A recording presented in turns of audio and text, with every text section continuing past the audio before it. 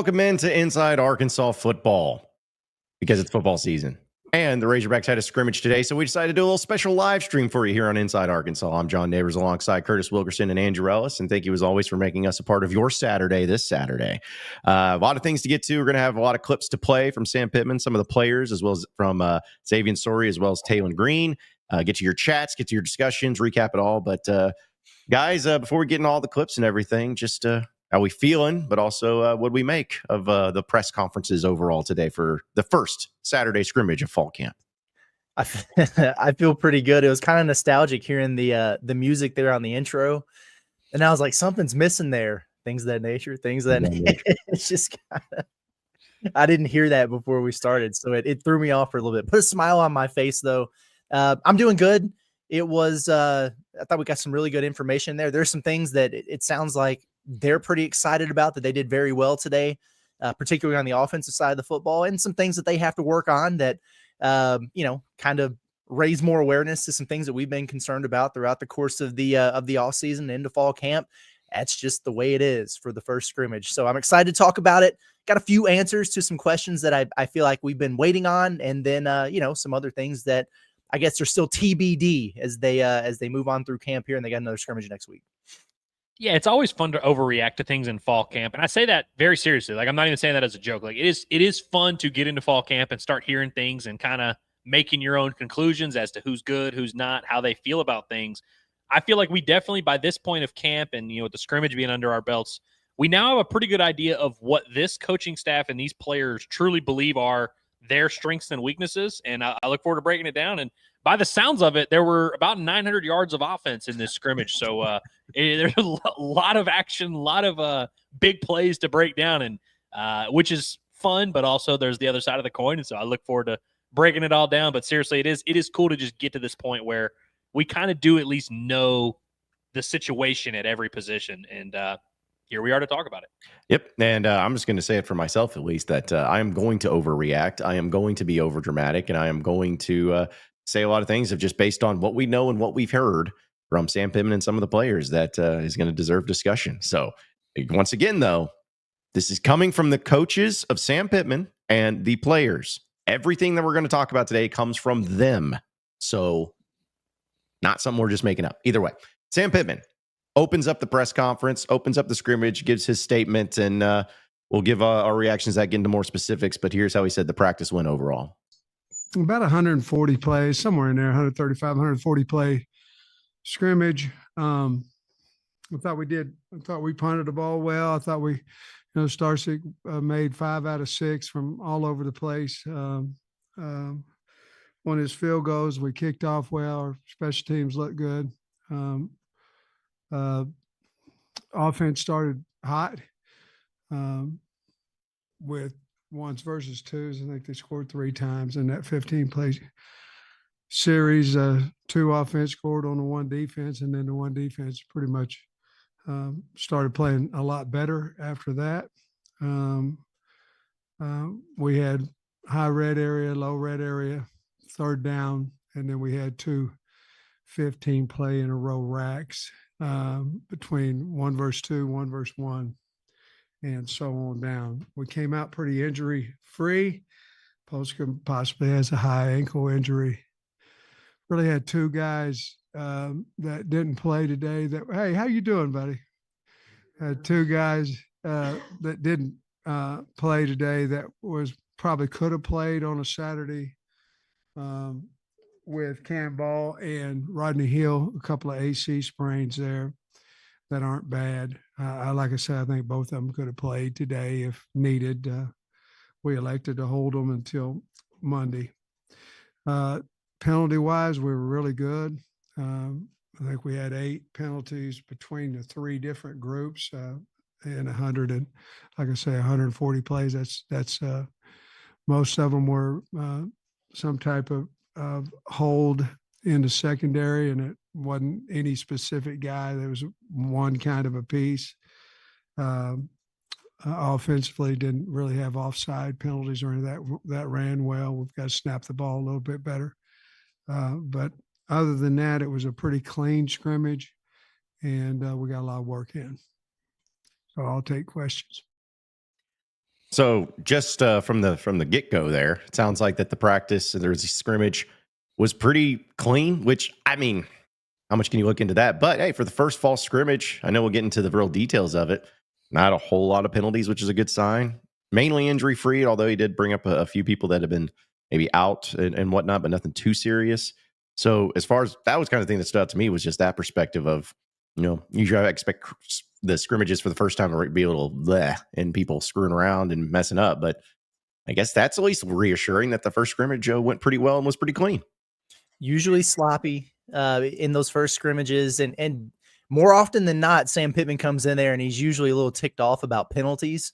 But the fact that he wasn't today, I think that's promising. Now, in past years, it's been a situation of, too many holds, like maybe the offensive line was getting blown up a little bit and getting flagged for that. And I think it was kind of an opposite situation today. So that probably factored in that a little bit. I like what he said about the the first team offense, Taylor Green, you score 3 times in 15 plays on the twos. That's exactly what you're supposed to do. So sounds good. Sounds like he was in command of things today. And I know we'll talk about him more. I like that. Wasn't crazy hearing about the second team offense, KJ Jackson going down there and scoring on the starting defense right away. Whatever. Sounds like they figured it out after that. But yeah, it's kind of your run of the mill stuff that you hear from these scrimmages. You mentioned the injury things. That's the other big thing when you have one of these. It's like, okay, did you come out of it all right? Posca, maybe the high ankle sprain. Yeah, you don't want to see that, but it doesn't sound like anything too crazy there.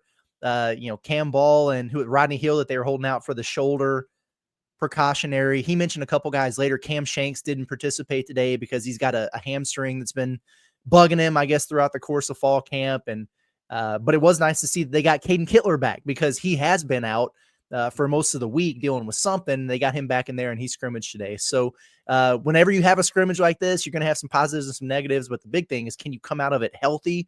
For the most part, it sounds like they did.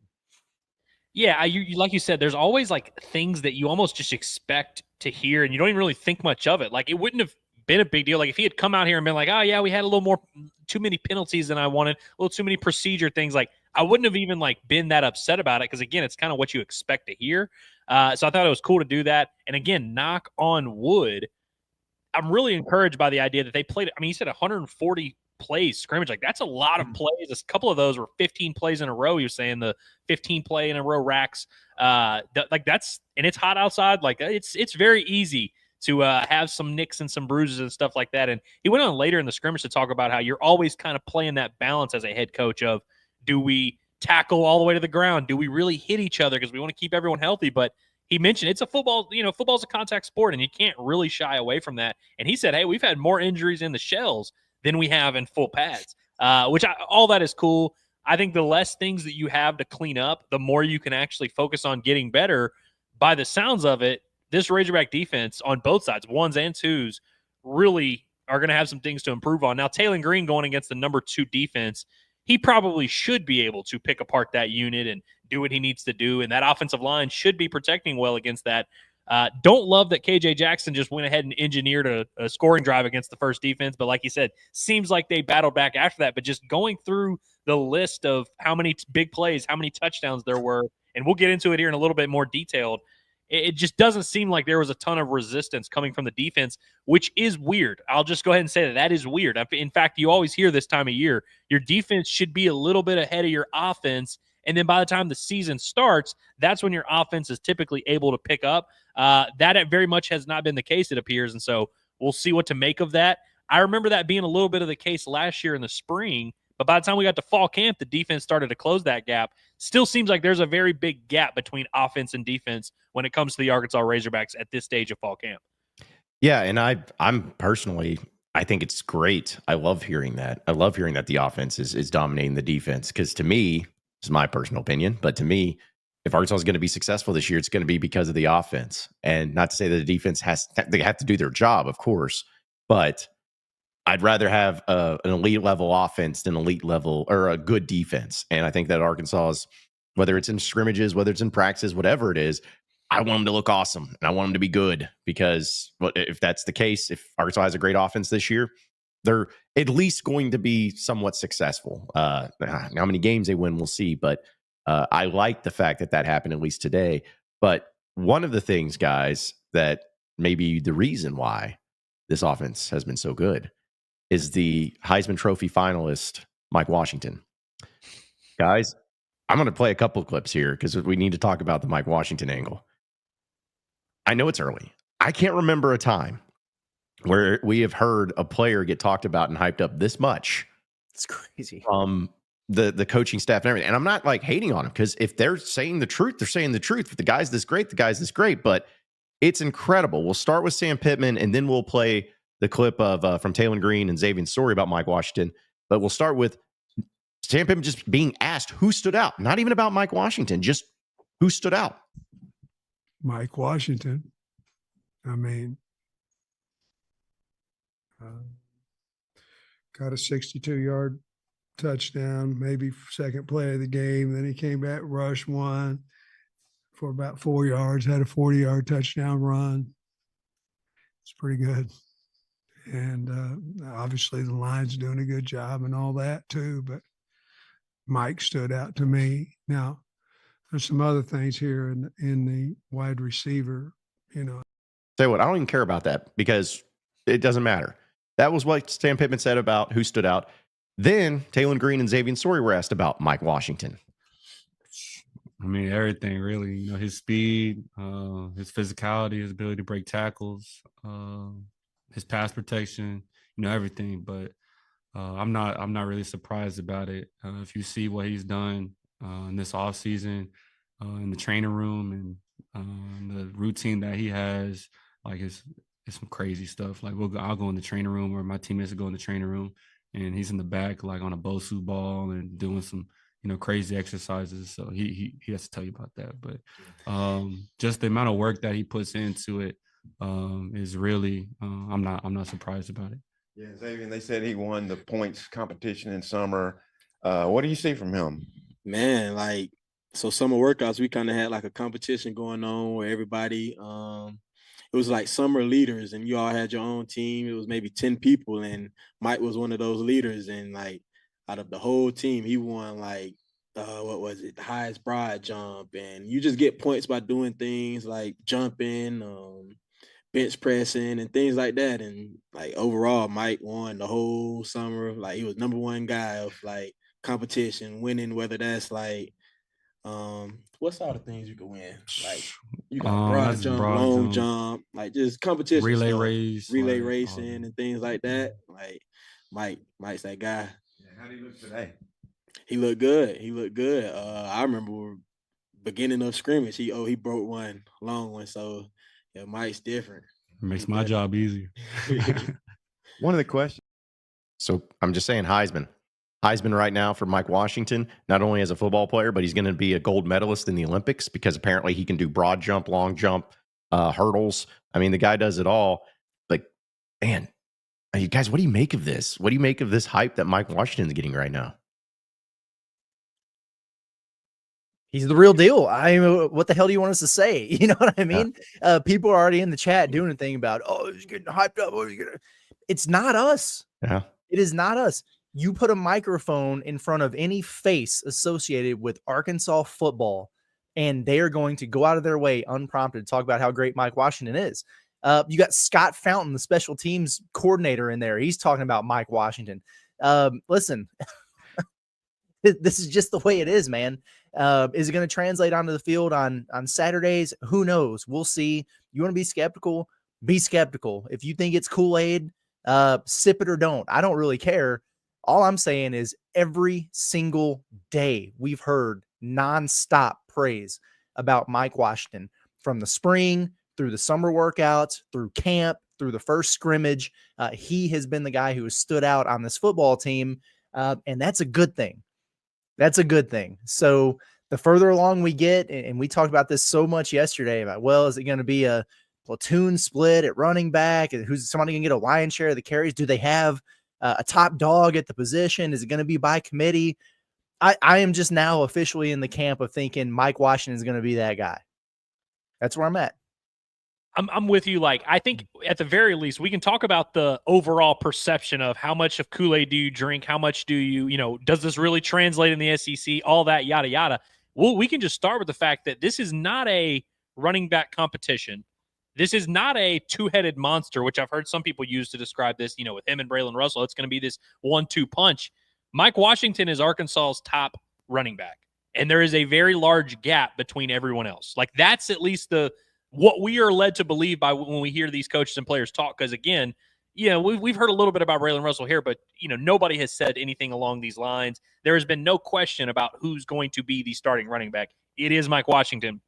And, again, like you said, Curtis, you've seen some people who hear all this stuff about Mike Washington and they buy it completely. And they're like, you know what? This guy's the best running back in the league. Like, holy cow, like we got a diamond in the rough here. And look, maybe they do. But then I've also heard some people doing the thing where they're like, I don't believe any of it just because we always have players hyped up or whatever. And again, I think there's just something somewhere in the middle that I think we should all be able to settle on. Because you look, again, we've done this conversation 1,000 times. You look at Mike Washington's career track record, and it's 3-4 years at multiple schools. There's nothing to write home about. There is nothing in that track record that would lead you to believe, hey, this is a guy who is really about to take the SEC by storm, which is why when he committed, you can go back and find his commitment video the day that he committed. I remember it vividly doing it and us kind of just being like, damn, this kind of like doesn't seem like a guy that's going to be a huge difference maker. Now we are being told, hey, maybe he actually is that. And so I think there's, again, somewhere between we're being lied to and the guy sucks and he's actually going to be, really bad to he's the best running back ever. There's somewhere in between. I think we should be able to fall somewhere there. But I don't know how you can't just like at least be somewhat encouraged by the fact that he seems to have won over, like you said, everyone in that building. And maybe they're all lying, but I think at the very least he's impressed his coaches and teammates, which is a very nice start when you have an offense that's looking to find playmakers and looking to find guys that can take that load off of Taylon Green. See, that's how I look at it, where, it's people are going to have their own reactions to this. And if they believe it or not, like you said, Curtis, that's up to you. But to me, if you're having all these coaches and all these players saying it, they're not doing it for no reason. They're not doing it because they decided to pick a random player they wanted to hype up and be like, oh, well, Mike Washington, he's good with the kids. He loves, he goes to church. So let's give him some hype. There has to be something coming from these practices and these scrimmages and these everything that is making everybody have the reactions that they're having. And you can really tell by, at least in most cases, and even from Sam Pittman, but especially players, that if you ask about a certain player or a certain thing, they can give a robotic response almost in the way of, this is good. Yeah, no, he's been good. But it's like when Mike Washington gets mentioned, it's almost like a whole new thing of like, man, this guy. So those are the things you got to look for in the cues of it. And I think it's awesome. Like, I really hope that Mike Washington is that dude. We were big Jaquindon Jackson fans last year. I know he struggled to stay healthy, but it was something that you could tell when he was on the field and he was healthy. He was a game changer. He was a difference maker in that offense. And with Mike Washington, I hope what they're saying is true. And if this continues on, which I don't see it slowing down anytime soon here in the fall camp, I'm going into this season, starting game 1, I'm like, okay, Mike Washington, when you get the ball, I need to see something. Against Alabama A&M, I better see some magic. I better see all of this stuff, because that's going to be my expectation for him, set by the coaches, by the players, by everybody. I'm not going to sit here and say he has to go for 1,000 yards and he has to do that, but I better see a guy that is a difference maker. I better see a guy that is, anytime he has the ball in his hands, he can do so many different things. Because if not, it just could be, okay, what? So where'd it go? What happened here? I have elevated my expectation for him tremendously, and everybody will. So now the pressure, fairly or not, is going to be on Mike Washington. Be like, man, you better do some stuff this season, because everybody else thinks you're going to be that guy this year. No doubt. Yeah, they're putting the pressure on him. We're not. But no, you mentioned those robotic responses that you'll get for everybody, right? Because if you ask about a guy, especially in camp, it's rare that anything bad is going to be said about him. Now, Sam Pittman did issue some challenges to some guys today, and I know we'll talk about that. But in terms of that kind of canned response, that's exactly what you got when he was finally asked about, like the rest of the running back room. And he was talking about Braylon Russell, and he was like, got in the end zone a couple times, thought he ran hard, fought for the extra yard, moved on. You know what I mean? It wasn't the who stood out Mike Washington, big pause, big dramatic smile. You know what I'm saying? When you are getting talked about without someone asking about you specifically, that's usually a pretty good sign. And Mike Washington is that guy, has been that guy with everybody. There were a couple others with Sam Pittman today, Justice Boone, who I know we're going to talk about. Andrew Harris, the linebacker from Central Florida, is one that he really raved about quite a bit today. But yeah, Mike Washington has been the camp hero so far. And it like I said, feel however you want to feel. Like if you want to put him in team Tyrone Broden, be my guest. But they're excited about him. He had a hell of a scrimmage today, and that makes me happy. Absolutely. And I think, when we talk about the Braylon Russell aspect of this, and I'm not trying to be hard on Braylon Russell, because I think, we've talked about him in every way, shape, or form you can. I mean, he's a true sophomore. I'm not ready to close the door on Braylon Russell's career by any means. No. But I do think that everything that went on with him is an interesting factor in this discussion here, because, again, Colby Smith, the running back coach, was out there saying, hey, we kind of had to let Braylon know there is still a competition. Like, I think there was a time in the spring where he viewed it as, I'm the guy, there's no debate here, and quickly realized with Mike Washington, oh, that's not the case. And so I think the fuzzy, warm feeling the Razorback coaches and players get about Mike Washington, it's hard for me not to contrast that with Braylon Russell, who, again, has not been healthy, not been available, quit the team, transfer portal, going back and forth 3 or 4 times, decommitted. Like, there's always been that hesitancy to really buy into what he brings to the table and buy into, hey, this can be our guy. It seems with Mike Washington, there really isn't that hesitation. I want to bring up one chat real quick. I know we're going to get into the chat later and we'll really dive into it, but I saw this one that I just wanted to touch on before we move from the Mike Washington thing. And this is from Sam Pittman, who one of the best profile picture we've got. It's fantastic. He said, I'm not going to lie. They said the same thing about Jaquin Jackson, and he couldn't string together multiple drives without limping off the field. So I want to stop right there. What do you mean they said the same thing about Jaquin Jackson? Like, what specifically are you referring to? Now, I'm not saying that, obviously, we talked about Jaquin Jackson. We had high hopes, but, like, what same thing are you referring to? Like, that he had a 90-yard touchdown in a scrimmage, that he had all these, whatever, or that he won all the offseason workouts? Because, like, I don't remember that necessarily. We were all very high on Jaquin Jackson. If you go back and listen to all of our shows, the three of us and the coaching staff, they liked him. But Jaquin Jackson had a track record from Utah of being a very effective running back. The one question with Jaquin Jackson was, will he stay healthy? And by the way, if you go back and listen to everything that we said, that was our only question mark with Jaquin Jackson. We loved his skill set. We loved his size. Would he stay healthy? Could he be that every down feature back and handle the workload? And the season played out exactly like that. You could tell he was the number one back, but he couldn't really stay healthy, couldn't really handle the workload. So I feel like in terms of like being sold an idea, I feel like everyone, the coaching staff and us involved, we articulated the Jaquin Jackson experience exactly how it played out. Like, he was clearly Arkansas's top back and clearly a difference maker when he was healthy, but he couldn't stay healthy, which was the big question mark with him. I don't really see the comparison here. And this is coming from a guy who, at the beginning of the offseason, I thought Mike Washington was a step down from Jaquin Jackson. And I was very open and honest about that, where I was like, I thought Jaquin Jackson was very healthy. I mean, very solid when he was healthy. And I wasn't sure that Mike Washington was going to be that good. And so I firmly disagree with the notion that, like, this is the exact same story that played out with Jaquin Jackson last year. I think they're very just different situations all around. But in terms of the last line where he says, I'm going to remain reserved about Washington, again, now that is completely fine and fair. Because, again, I think there's somewhere in between the greatest running back of all time and a guy that's not going to help at all. And we'll see where he lies. I'm cool with being reserved, but I don't buy the notion that, like, this is the same exact situation as Jaquin Jackson, who, again, was very good, but just wasn't healthy. Well, if you're going to base your reservations off of the last running back that people were excited about because he was injured, then you might as well remain reserved on everybody on this roster, because anyone is fair game to get injured throughout the course of the season. Are you reserved about Taylon Green because he was injured last season?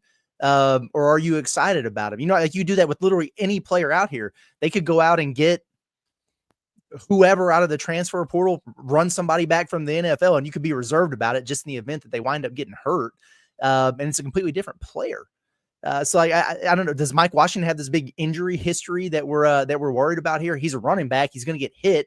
He's probably going to get dinged up throughout the course of the year, but I wouldn't let that cloud how I feel about something. You want to be reserved on him because he wasn't awesome at his last stop or whatever.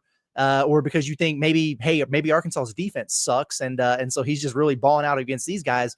Sure. Yeah. I mean, absolutely feel that way, but because the last running back was injured half the season. That's not really a reason for me to worry about the next guy. Yeah. I don't think there's just a lot of connections I think people are trying to make that aren't there, and like trying to justify one way or the other. The last thing I'll say about Mike Washington, and something that, as far as the comparison to a Jaquindon Jackson, if I remember correctly, was a pretty, like excited player that a lot of people wanted, and comes in and was kind of had a little bit of hype even before he arrived. But Mike Washington, for the most part, had none of that. Coming in, it was like, oh, you got this player from Mexico State. That's cool. Whatever. Another running back. That's awesome. It was only until about the past week or so, couple of weeks, it became this. And so it just kind of came out of nowhere. But we'll see. There's still, geez, how long? How many days are we? 21 days away right now, right? 3 weeks from Razorback football season starting up. So a lot of things can change. A lot of things can happen. But it's certainly a lot about Mike Washington right now in the situation that he had. So, go ahead, Kirsty. You said we were about to say something. No, this whole thing cracks me up because there was so much pessimism, with the football program after the end of the season, through the spring, through most of the summer, and then the switch flipped, and it was all just out of nowhere. Like nothing changed. The roster didn't change, the projections didn't change, the expectations didn't change, the coach didn't change, none of that. And then all of a sudden, you just got this flood of optimism, which is cool. That's what you wanted this time of year. People saying, yeah, 5-0 seems very realistic. 8-9 wins. I mean, yeah, of course. Arkansas is very underrated. What's going on here? And so you get that, but then now you're getting something that could justify those feelings in this running back who's just been balling out at camp and has been kind of the story of fall practices so far. And then there's all this pushback against it now. Like, it's just, this is what you were asking for. Like, for all these things with these people who are saying, oh, yeah, what 14th in the SEC, my butt, man. This team's going to win 9 football games. And you get something to latch on to where you could be like, yeah, because Mike Washington's better than people said, and he's going to be a stud there with Taylon Green. But instead, we've got everybody doing the whole, I'm not buying it. I heard this before about Jaquindon Jackson and Tyrone Broden not happen. And it's like, what do you want? Curtis, I'm glad you said this because, like, it touches on what's unique about our situation. Because again, we've always touched on, like, we're either called sunshine pumpers when we say something nice, and we're called haters when we say something bad. It's not like a consistent thing. Like, we're constantly the bearers of bad news, which in the spring, it really did feel that way. We're like, every time we talked football, we were like, I don't know. And we always got the pushback that we were too negative. It's not consistent because, like, I think if you go position by position with this football team, wherever the fan base has gravitated to, I find myself on the other side. Like, they seem to now be very low on the running back situation, and I'm actually kind of high on it. Fans seem to be more optimistic on the receivers than I am.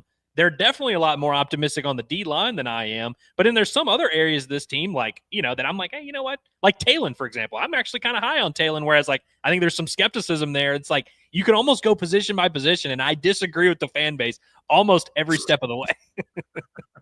Well, I know we'll do some things, but the last thing I'll say about that, to me, I've always wanted to compare it to, and I'm going to get, it just might be too deep for my own doing, but it's almost like, somebody that doesn't believe that there's a heaven or a hell their entire life until they get late in life and they're about to die. And they're like, I really hope there's a heaven.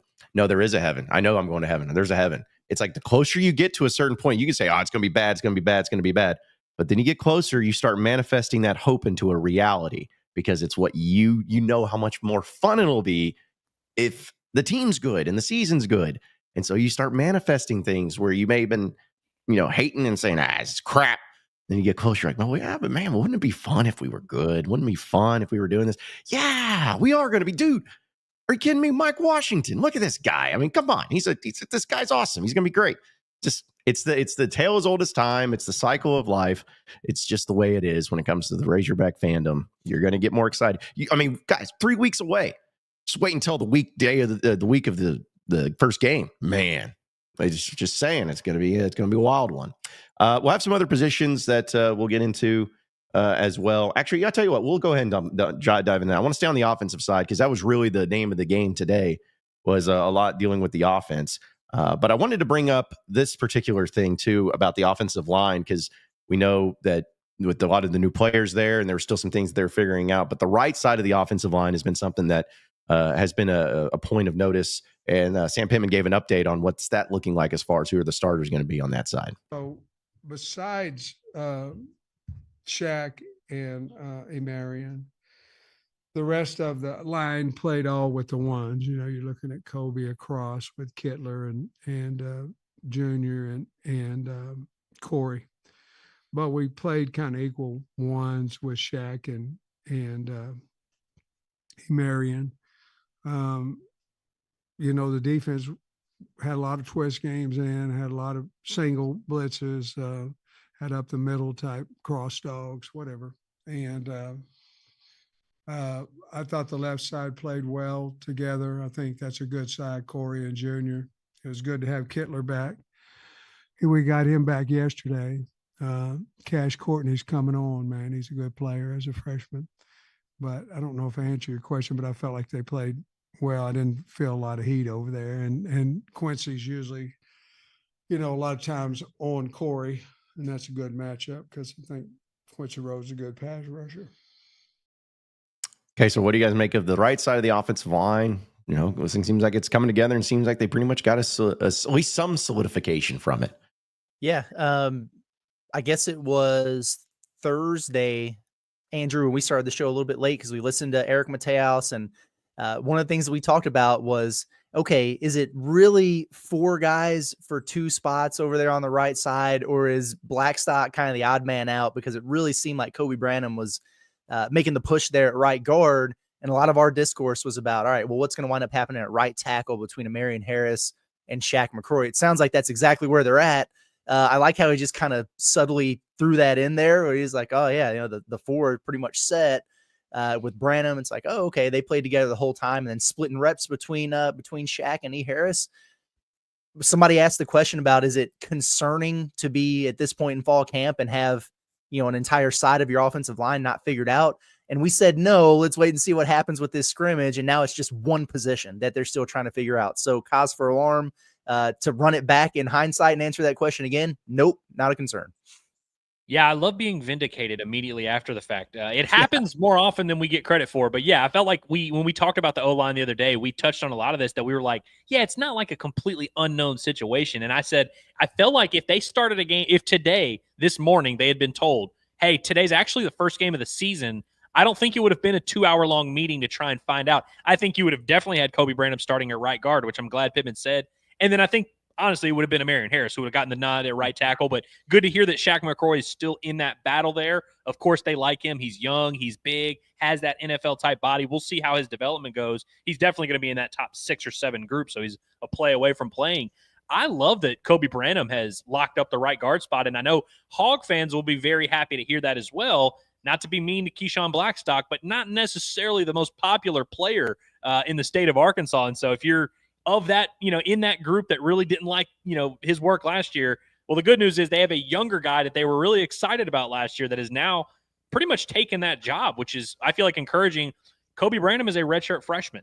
So, of course, now your conversation goes to, will he be ready for the SEC? Is he going to have that full strength back in that pack? Like, how's he going to handle this transition? I think it's cool that he got that job locked up now, because now he can spend the next month, you know, 3 weeks to a month, getting all the first-team reps and really building that continuity with the offense. Same for Kittler, by the way. I'm glad that he was able to get out there and play center today. Wouldn't have been the end of the world if they held him out. But I love that, you know, you don't have to waste any time with a true freshman center and kind of ruining, you know, you want, if you have your starting group, you want them to play as many reps together as possible. And now that you only have one position that's rotating there at right tackle, I think that's a good thing. And we'll talk about the D-line and how their lack of pass rush is probably going to be a key theme of this fall camp and this season. And so I don't, you know, doesn't seem like they were necessarily facing the Monstars over there in terms of who they had to block. But in terms of the offensive line, all they can do is block who's in front of them. And today it seemed like they had no issue blocking that Arkansas front and paved the way for a lot of huge plays. He also said,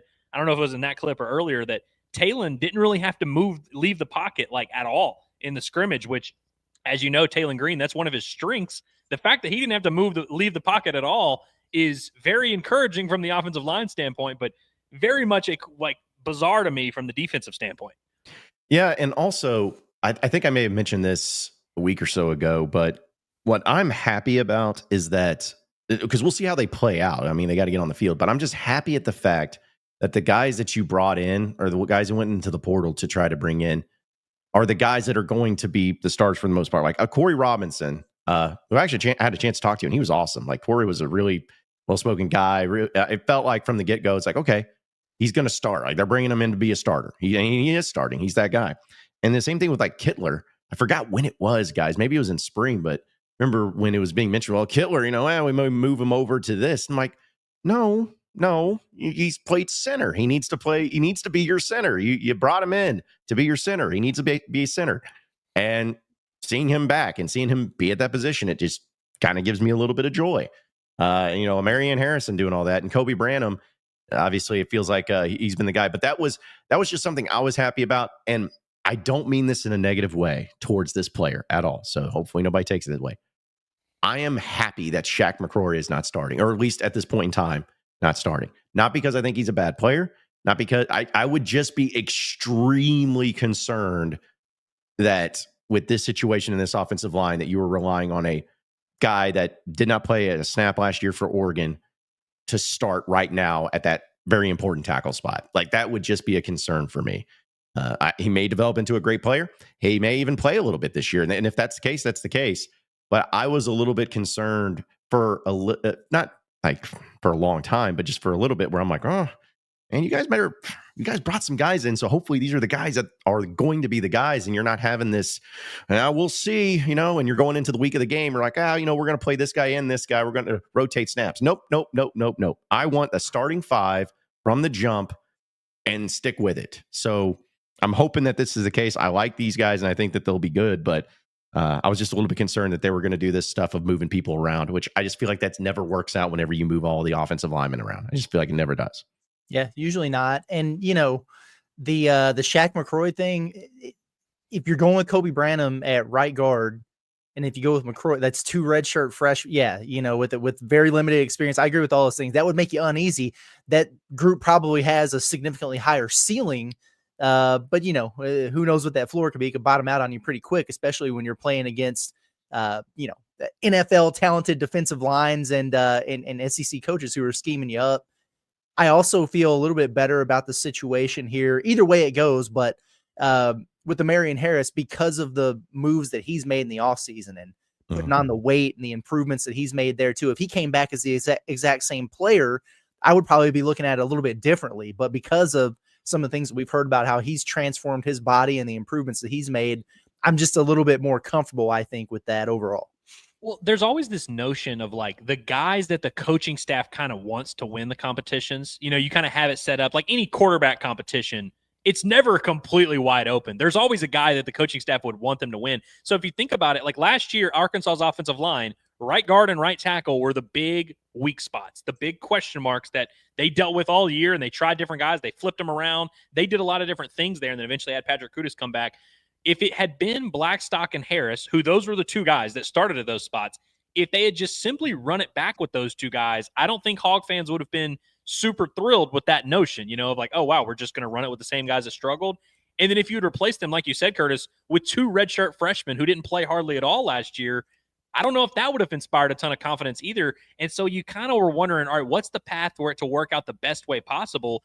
I think between Blackstock and Harris, if you were to tell me that one of those guys got massively better, Harris would be a much more likely candidate because he's a guy that since he got on campus, he's a 4-star recruit. They've always liked. He was pushing for playing time as a redshirt freshman, so it's like I can kind of buy the idea that he got a lot better from redshirt sophomore to redshirt junior. So him starting doesn't really concern me a ton. And then between Branham and McCroy, the two redshirt freshmen, Branham is a little bit easier for me to buy that he's ready to play because he was pushing for playing time last year. He was in the 2 deep last year, got some reps in that Louisiana Tech game. It's like, I can buy that, whereas McCroy was not in the 2 deep at Oregon. And so it's like, can I really buy that he's now an SEC starter after 1 year? I think, honestly, I'm not saying it's, a foregone conclusion and it's, this played out flawlessly and Arkansas is going to have a great offensive line. But I think conceptually for the fan base, as they're trying to talk themselves into the idea that they've cleared up that issue on the right side, I think Harris at right tackle and Branham at right guard is probably the closest you're going to get to having confidence. And I'm not saying you should be super confident, but I think you would be you're a lot more confident with this than you would be if it were, like I said, Blackstock Harris or McCroy and Branham, where you got two redshirt freshmen or two returners that stunk. I think this is kind of the way it needed to play out. Well, can we do the the Mike Washington stonks one more time now that we have a video of one of his big runs? Oh, Let's yeah, play the video. I haven't watched it. I just saw him put it out. So Proof here that we he's go. good at football. Yeah, Yeah. let's do this. Let's do this. Okay.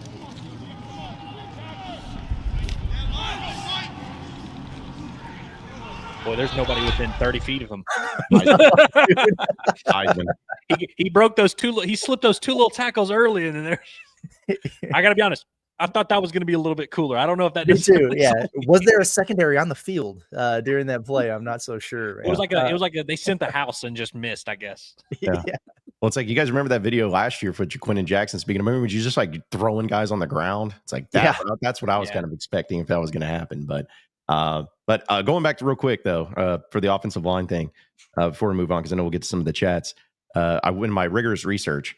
Arkansas, at least here in the modern era, has only had this one season where you've had two either freshmen or redshirt freshmen start on the offensive line.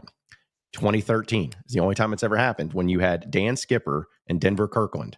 Those were the two. They started as true freshmen. Because some people may bring it up of like, oh, well, you know, it's worked. Here's an example, because that's what everything it is. Like, oh, I may be concerned about this. We're like, well, it worked out here. Well, first off, you know, Dan Skipper's playing in the NFL still. And Denver Kirkland was one of the highest rated offensive linemen, was a great offensive lineman, and did have some time in the NFL. Not to mention the fact that also on that offensive line, you had Travis Swanson as the starting center, who played in the NFL for a very long time. Bray Cook, who was a very solid offensive lineman. Shout out to him, P. Ridge.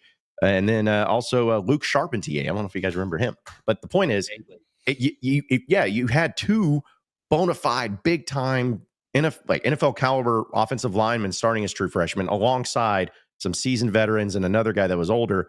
On top of all of that, too, it was 2013 and it was Brett Bielema's first season. This is a little different. This is year 6 for Pittman. So you can't just be rolling the dice and saying, oh, well, you know, these guys are going to be all right. You got to make sure you get it right. You got to make sure you protect your quarterback more than anything. And, you know, one thing that we all know about Bobby Petrino, I feel like he really wants his quarterback to be protected and be healthy. I feel like that's probably something he wants. So either way, hopefully that winds up being the case. Speaking of the quarterback, he had 5 to 6 passing touchdowns and a rushing touchdown today. For those who are wondering, I've seen a lot of people like, you know, what about this guy? What about that guy? Damn, we didn't hear anything about Omega Blake. Like we're getting to it. Yeah. Good day for Omega Blake. There were a lot of good things said about him. So be happy about that. Shout out to Monte Harrison for getting a 70-yard touchdown reception thrown to him by KJ Jackson. Shout out to Rohan Jones for a big 45-yard reception. There were some big plays in there. A lot of big plays in there today. I believe he's had 2 touchdowns for Omega Blake, right? Yeah. 2 touchdowns for for Omega Blake. He also said Raylan Sharp had a good day. I don't think he had a touchdown, but he said he had a good day catching the football. Jaden Platt had a 20-yard touchdown reception. Yeah. Also, Rohan Jones, he caught that from KJ Jackson, which means I guess he's running with the 2 offense there. And Posky was maybe banged up. So it's like, who's running ones at tight end? Well, I think it's probably jump. Maybe they were mixing and matching a little bit, gotcha. But I guess Posky got hurt during the scrimmage. So then maybe he was running with both teams or something. And you can't, dude. They might have been a blocking package and they had Platt in there. Yeah. I'm happy to hear Platt's name, because we really haven't much about him. He hasn't played much in his career. When I was watching some practice video, I was like, dude, Platt is just large. Like, he is a big tight end, like Blake Kern level big. Like, Arkansas really hasn't had that many. Most tight ends that Arkansas have are like 235, 240, kind of like hybrid guys.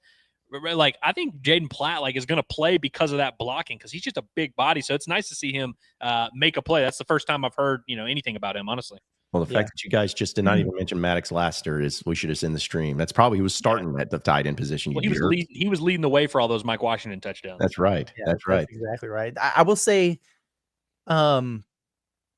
we're talking about some of the big play stuff. I think that was most of it. Now Sam Pittman again did the thing where he immediately brought up Andy Jean and Jaylen Brown. So it seems like they're really making, trying to push those guys. Did he say a word about Antonio Jordan today? Was anything said about him today? Nope. And nothing was said about Antonio Jordan. Matter of fact, I can't remember the way the question exactly was framed, but he basically was like, hey, you mentioned Omega, you mentioned Raylan Sharp.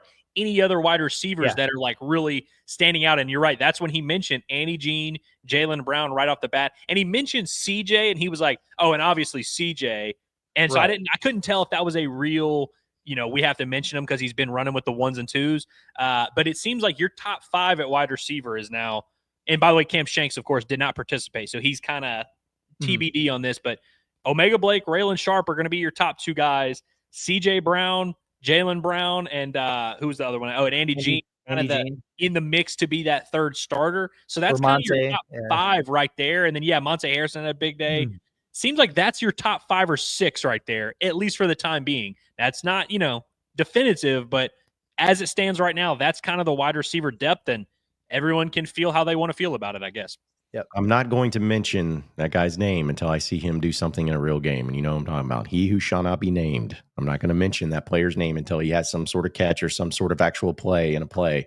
Well, I'm hoping in the next 10 minutes or so, we get the video of his 70-yard touchdown, and we'll play it. And then I'm going to say it's photoshopped. Hey, by the way, I don't want to be mean here. But if it turns out that Antonio Jordan is not in the top 5 to start the season, do you think anyone's going to walk back there? He should have been a 5-star takes. Because can we agree? If you should have been a 5-star, you should be at the very least starting as a true freshman, but you should probably be Arkansas's go-to wide receiver, right? If you're a 5-star, I mean, Traylon Burks wasn't even a 5-star. He was a high 4-star, but he was Arkansas's number 1 receiver as a true freshman. You know what I mean? Do you think? But nobody's gonna walk that back, will they? No, and I know we went really deep into it as far as pumping the brakes on the hype, and that's again. I hope Antonio Jordan is awesome. I hope that he is 1,000-yard receiver this year for real. But we talk about the Mike Washington hype. It's a little bit different because I feel like they were talking about Antonio Jordan. They're showing some highlights of it, but I feel like this could be something that could get off the rails pretty quickly. And to your point, Andrew, I have always felt like it's tough to be a true freshman in any regard to start in SEC football. I don't care if you're even a bona fide 5-star. It's extremely difficult. But the easiest position that you could find the field and have plays to be made and be a starter and be significantly contributing is wide receiver if you're a true freshman. So, again, I'm not, like you said, I'm not going to try to be hateful. I'm just saying, if he can't see the field as a true freshman, then that's okay. He could develop, he can get better. But this idea that he's the best wide receiver on the field, it's not even close. And I know that if Arkansas has a game where the passing game's not great or they're having issues or whatever, that people, why is not Antonio Jordan playing? Why is he not playing? Why is he not playing? It's just something that everybody's just going to have to accept that if he's good enough to play, he's going to play. If there's something about him that's keeping him off the field, it has nothing to do with him just being too good. Bobby Petrino's not sitting back and be like, man, Antonio Jordan is the best wide receiver we have, but we just don't want to play him. He's just too good to play. That's the stupidest thing. So just let him develop. Let him become a wide receiver. Don't put this unadded pressure on this true freshman wide receiver, calling him a 5-star player. Come on.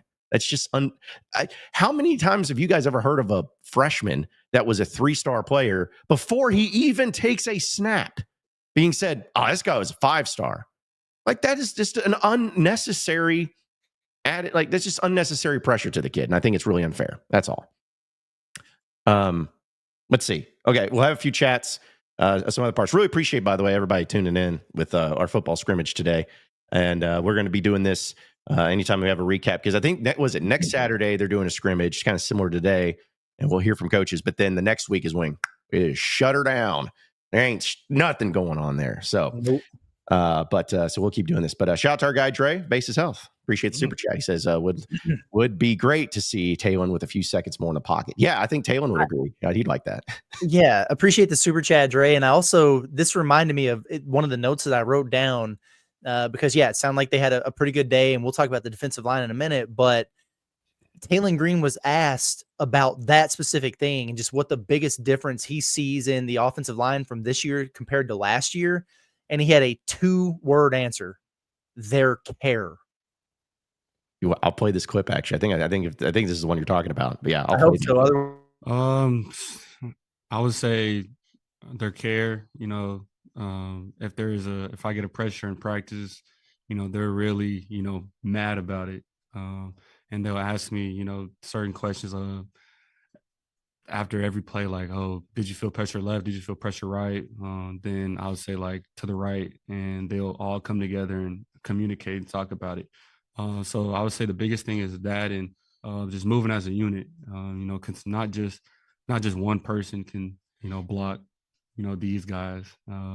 But it's a whole unit, and you know, I want to shout out them on how well they've executed the offense and the pass pro, and shout out to the running backs and the tight ends that do that too. So I'm definitely, you know, they're comfortable in the pocket that I can, you know, do my job and just spread it to, you know, the playmakers out there.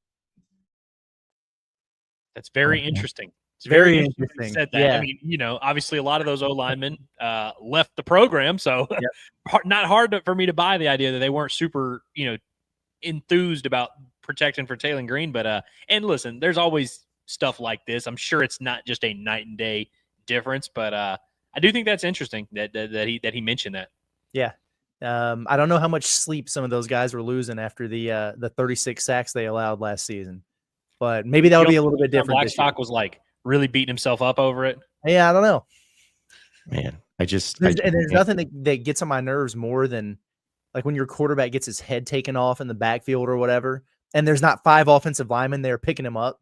You know what I mean? It's just little things, but when you think about chemistry and, you know, he's talking about moving as one unit and like all that stuff has to be in sync on the field, but that kind of stuff really does matter. It was just very interesting to me that because you could be like, oh, well, we got this guy and this, yeah, we're more talented, or oh, we're deeper, or oh, Coach Mateos is doing this. But the first thing that came to his mind was, yeah, they care. Yep. So, yep. Well, And Curtis, you were always a star player on your basketball team, so you don't really know what this is like. But when you're on a basketball team with a guy who's a star, you got to be that enforcer. If he gets fouled hard, you have to kind of set that tone. And so, listen, this is basic level stuff. Like, you know, doing this and taking care of your quarterback, that's not what equals a national championship. It's one of a billion things you have to have. But it's like that has to be a factor of your football team. People take pride, and if someone touches the quarterback, we're going to like give them a little bump. We'll take the 15-yard penalty. There needs to be a little bit of that. So I think that was cool to hear. Yeah. And, you know, to your point too, how it is fascinating that was the first thing he thought of. And that was the first thing he wanted to say. But, you know, I think it was Mateos that said it yesterday, and something that about taking it personally, because yes, you have to block as an offensive lineman and block for the running backs and everything, but your main job is protection. And if you put on a human level, like, you know, I think everybody can relate to something that they need to protect, you know, whether it's protecting your family, protecting your, you know, your job, protecting whatever it is. And if there's nothing worse, especially as a man, like if you fail at protection, you know, you fail at protecting something. And so it's a thing that you got to take personally. That's how Curtis got the child. That's right. I'm glad I'm not the only one with a weird mind on this Saturday. You're right though. Sorry. Yeah. Oh no, I'm just saying, like, it's a protection thing. So if you ever feel like you're not protecting somebody, you need to take it personally, and you need to be mad about it, and you need to like be apologetic to the person that you let down and say, hey, this ain't going to happen again. Like, that's what you want in an offensive line. And so to see that and to hear that from that perspective, it's kind of, like you said, it's the little things too. It's going up and you know, picking somebody up, or in basketball, you know, you need your Sophie Cunningham, you know, an enforcer that's going to, you know, take the arid rubber toys that hit her in the ankle, or to be able to knock somebody down if they shove your star player. That's what you need to have, because that's good team culture. And that's something that's you're always going to be successful with. I've always said that, John. We need more Sophie Cunningham for sure. Definitely on this football team.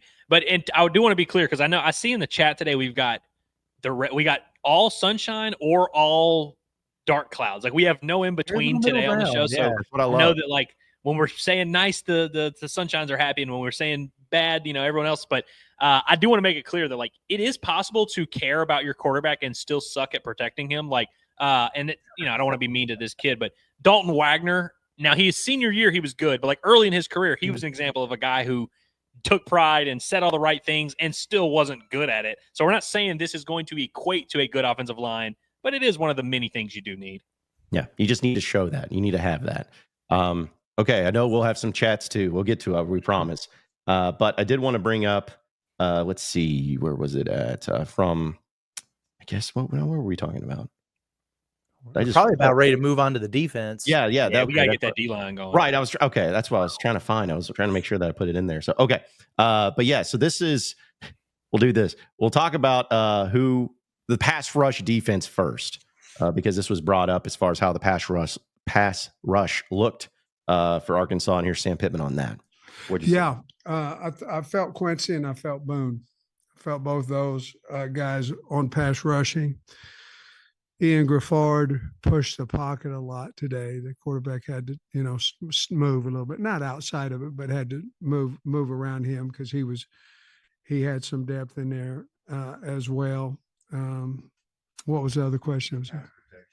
Yeah, I didn't notice. We cut T. Will loose. He could run whatever he wanted to. And I didn't have many mistakes. And I thought our backs and our tight ends stepped up there, were physical and blocked well, and I think our quarterbacks are comfortable back there. Very seldom did Talon have to break the pocket or KJ have to break the pocket. It was more stepping up and all those things. So,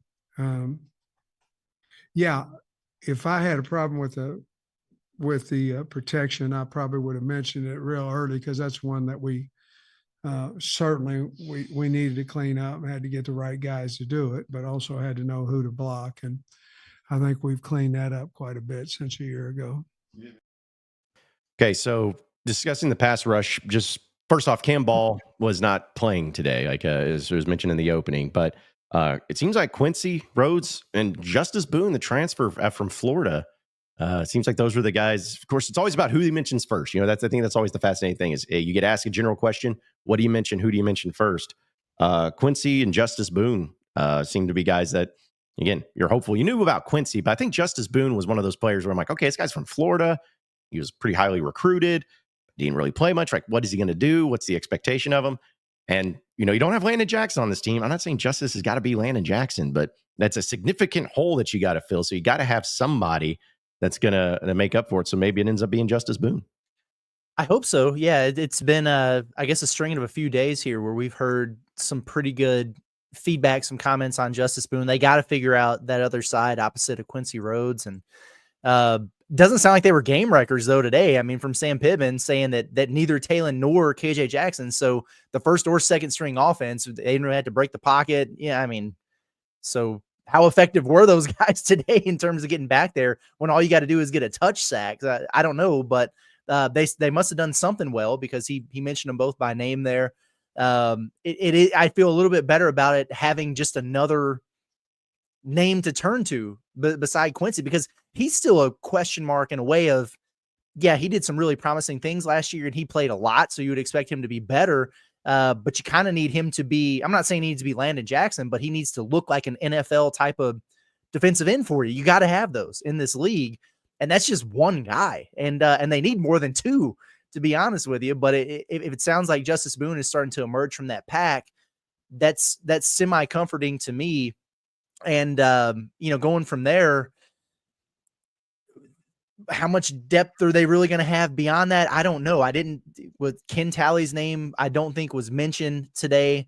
Thinking about the other guys, either.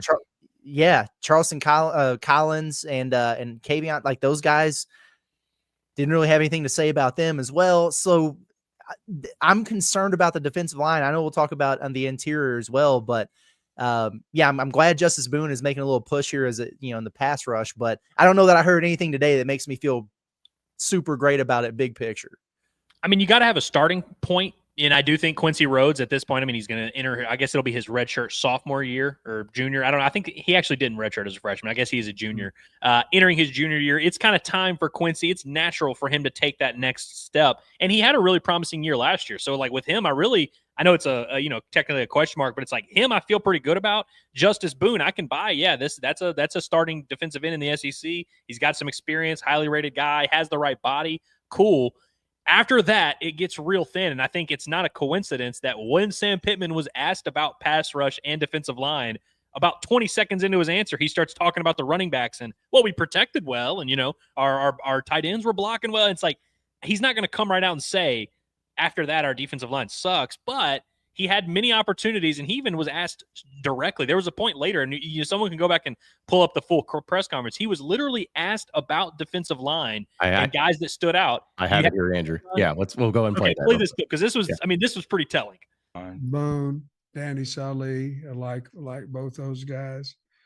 Okie's a guy that we got to come on. I mean, he has to come on, and he's working at it. And we've got those three: Ball, Ian, and Danny. And then I really like Justice Boone. Boone's handled a spot for us. He really has. And then Quincy, and then Charlie and them guys. They're getting better. They're coming on, but I'd say you've got Quincy and Boone right now are ahead of that, and we've got to get Frank Molopoli had some good plays today. He's got to come on. We need his help at defensive end. I mean, he listed Justice Boone 3 times. He listed 6 names, 3 of which were there were 3 of them. Yeah. Yeah. And then 2 of them were guys that he said needed to improve in Charlie Collins and David Okie. And so it's like, again, he's not going to come right out and say, hey, defensive line is a huge issue. But if you read between the lines of everything he said and the fact that the offense had 850 yards of offense and 9 touchdowns, I think you can kind of reasonably assume it's not a great situation there, especially with Talon. He said Talon and KJ, both quarterbacks, and KJ went against the one defense. He said KJ and Talon did not have to move from the pocket all day. You know what I mean? Like, I don't know how else he can spell it out for us and be like, hey, this is an issue. And this is another one of those situations here where we tell people listening, choose the path that you wish. Like, view this from any standpoint you want to, because we've talked a lot about Mike Washington running crazy and all these other things. Yes, we do understand that they're scrimmaging each other. And so if you want to feel good about the offense and the way they were moving the ball and all the explosive plays and Mike Washington going nuts and Talon slinging it all over the yard and coming out of that thing clean, feel good about it. And you should feel good about it to a degree. Just have that measure of salt on the other side of, well, what does that say about your defensive line, which is arguably the largest question on this football team going into the year. There's probably some gray area there. I know people don't like to operate there. So again, choose whatever path you want to choose here in terms of your optimism versus pessimism on either side of the ball and what it means here. I'm kind of in the middle ground where I am encouraged by the things that I heard on the offensive side of the football, but I'm not going to get too crazy about it because I do understand that the defensive line, the depth, the top end talent, the pass rush, the run, there's a lot of question marks there, and they don't have a whole bunch of answers just yet.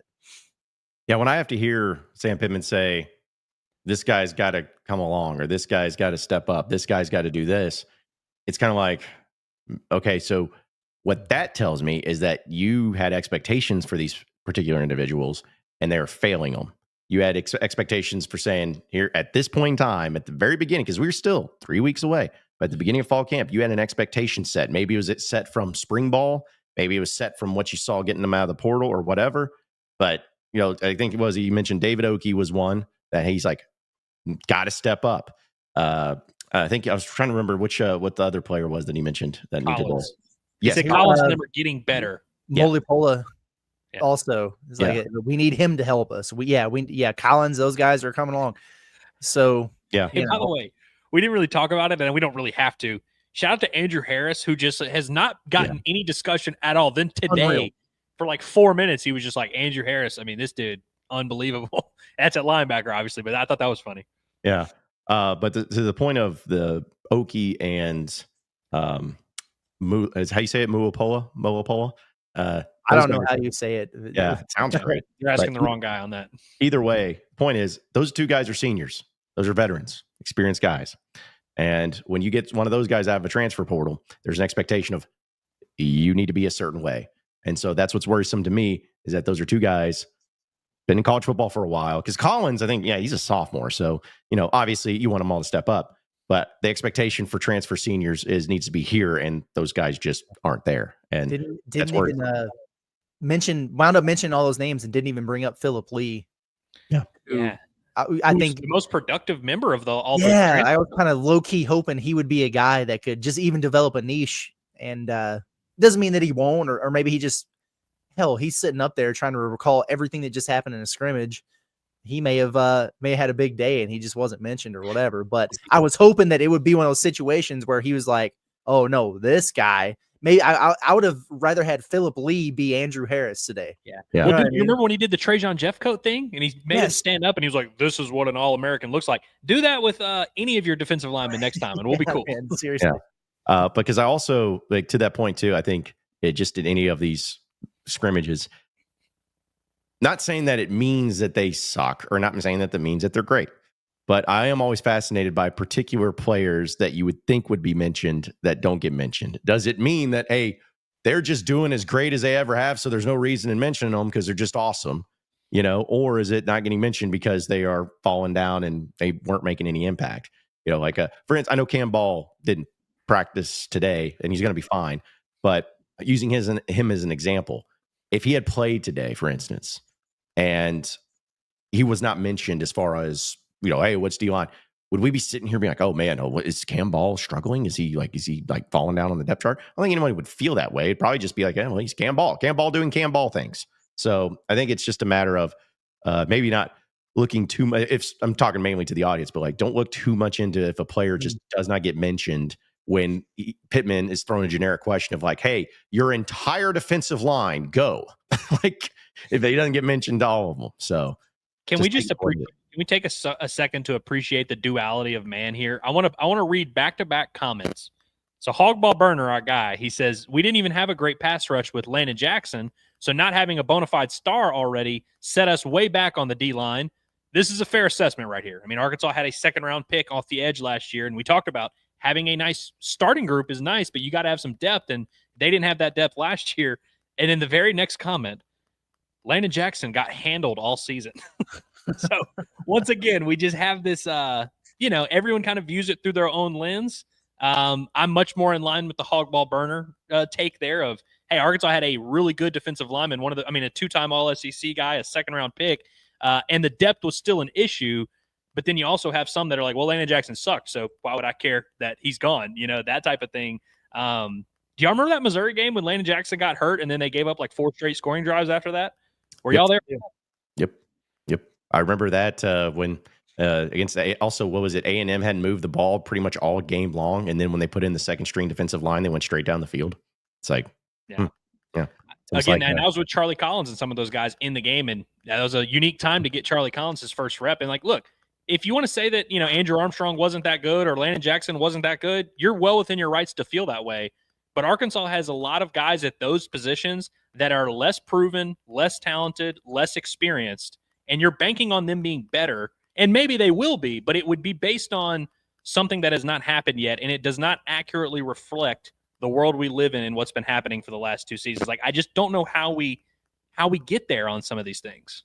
Well, and also to the point, I'm maybe being overly defensive of Landon Jackson, but let's be honest, like last year, everyone that Arkansas was going to go up against in the offense, what did they game plan for with Arkansas when it came to their defensive line? They game plan for Landon Jackson. Take Landon Jackson out of the game, because they, not to say that Arkansas didn't have any other good offensive or defensive linemen last year. They're like, hey, take the guy out of the game. And so he was always, in a lot of cases, being double teamed. It was a lot more difficult for some guys like him, because I got in an argument with somebody about this on social media, because they were like, Trey Flowers, he'd get double teamed and he found a way. He was just great. I'm like, yeah, because he had Darius Philon and Dietrich Wise on the D line. So it was like they didn't know who to block.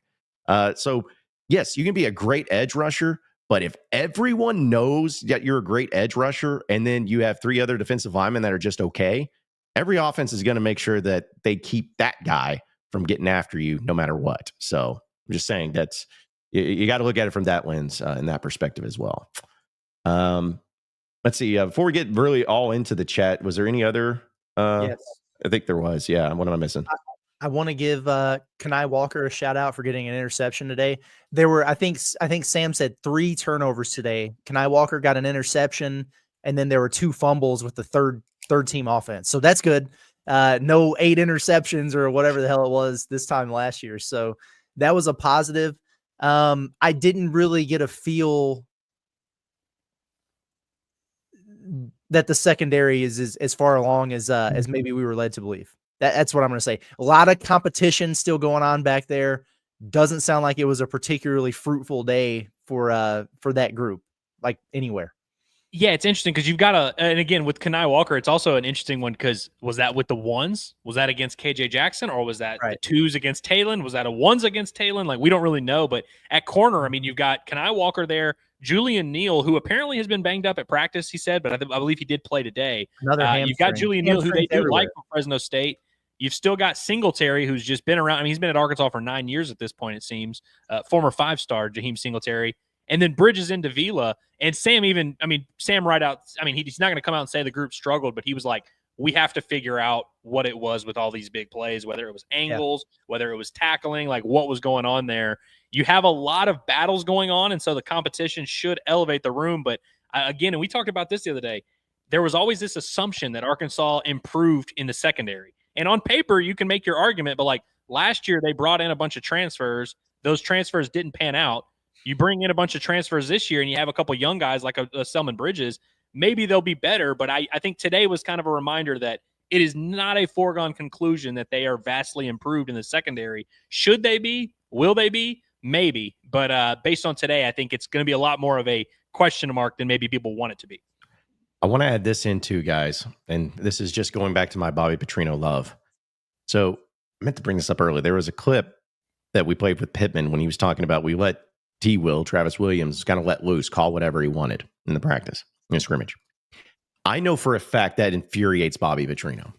I know for a fact, because the one thing that I remember for his practices and talking to people that he dealt with his practices is when it comes to the offense, he would get mad at defensive players if they made an interception. He would get mad at defensive players if they were able to knock a pass down or anything. He would get mad at them because he had his own little culture of way of doing it with the offense.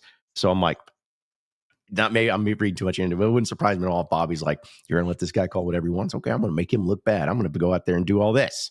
Again, that's a conspiracy theory of mine, but I'm just knowing that knowing Bobby was not thrilled with just the other side of the ball, just doing whatever they want to do against his offense. It's not how he operates. So, by the way, just before we move on from the Landon Jackson thing, Trey Flowers, his junior year at Arkansas, had 5 sacks. His senior year, he had 6.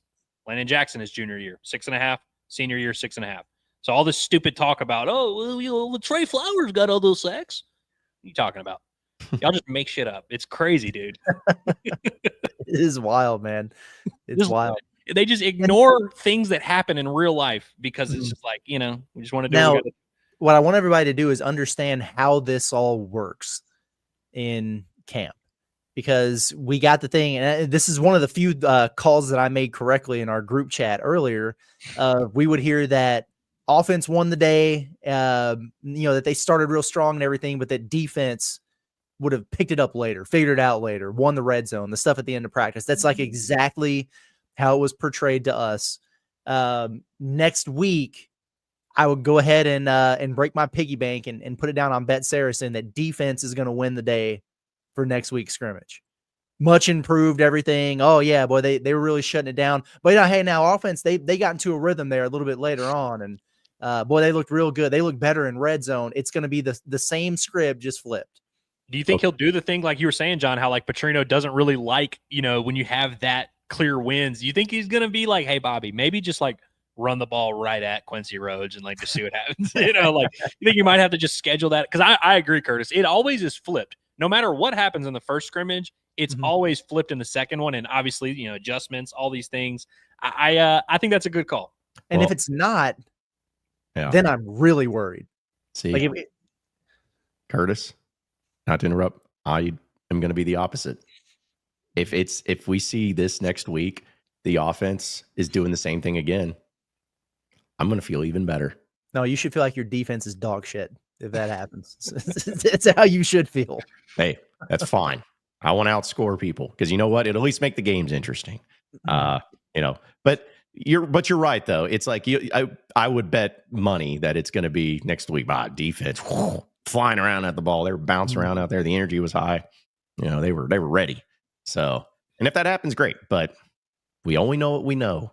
Because I guess, guys, this week is when we get more of the defensive coaches, I believe, through press conferences. We haven't got Deke Adams yet. So, we'll get Deke Adams, Travis Williams, Marcus Woodson. Because we've gotten, I guess, Perry, right? Nick Perry, is that his name? Yeah. The cornerbacks coach. So, which fun fact, real quick. That clip he had from the Alabama 2010 game made me happy because I forgot he was on that Alabama team, and he's like, Pig Suey. That's what I remember, Pig Suey. It's like, yeah, it's pretty cool. Yeah, Pig Suey. Just to go to that game too. There's not a single game that ended in just a heartbreaking loss in the regular season that didn't matter, referenced more than that dadgum 2010 Alabama game. But I miss those days of being, hopeful. All right. So anything else, guys, before we get into the chat that we wanted to bring up from the press conference? I know there was a lot, but we'll have the press conferences all posted after our show real quick too, folks. Punted the football well. Scott Starzik was 5 of 6 on field goals. He missed a 50-yarder that got caught in the wind. Trash. He did, but Curtis, he made from 39. He made from 43. He made from 36. He made from 48, and he made from 35. So suck on that. Cannot wait to see him. On the kid. I was just saying. I'm just saying, cannot wait for him to miss that first field goal at some point in time. Everyone's gonna be like, "Get him out! Sucks, trash. Get him out." By the way, is the kicker battle over? Because I don't even think he referenced another kicker. Yes. Yeah, I think it's over. They're not even doing the song and dance anymore. Of like, hey, what do situations look like when you kick field goals? Dude, they really the VR headset and Scott Starzik had the Arkansas media in a blender today. They were flabbergasted by both of those concepts. But what do those situations look like? Well, they do this thing where they get the holder and he holds the ball, and then they try to yell at him and stuff. Hey, yeah. And then there it is. Sam Pittman had a pretty strong performance today, I thought. He did. And that was pretty good right there. He was like, I call for the field goal team. They run out on the field. They kick it. I don't know what to tell you. I love Hutch, but Hutch is the king of doing that, where he acts like he's dumber than he is when he's at the press conference. And he's trying to get, because obviously you have to ask a question sometimes that you know the answer to, but it goes over the top sometimes. We're like, wait a minute, so your field goal kicker kicked a field goal. What is that? Yeah, did you what? Which side of the field? It's like, dude, who cares? We know what it is. Was it? That just reminded me. Wasn't it Hutch asked a question when it was Pittman a few years ago when they asked about going for it on 4th down and not getting? He's like, "What happened on that play?" He's like, "Well, what it was is that we got stopped short of the first down marker, and the referee came over, took the ball, and he said first down the other direction." And it's like, I love that stuff. Dude, one of my favorite Pittman responses. Tom Murphy one time asked after they lost to Auburn in 2021, and I think it was their 3rd straight loss, and they wound up responding. But Tom Murphy was like, "So how do you move forward from here?" And he's like, "What do you think? We're just gonna quit?" He's like, we got 5 games left, dude. What do you mean? Yeah. He was just baffled by the question. Yeah, that and also from Pittman's performance today was when he's asking, he's like, "Kyle, what was the number?" And he said, gets his little notebook or his little piece of paper, and Kyle Kyle's like, "Turn it over." He's like, "I don't know where it's at." And so Kyle walks up. He's like, "Turn it over." He's like, "Well, if I would have just done what you said, I guess I would have saw it." About that. That was hilarious. Yeah, it's pretty good.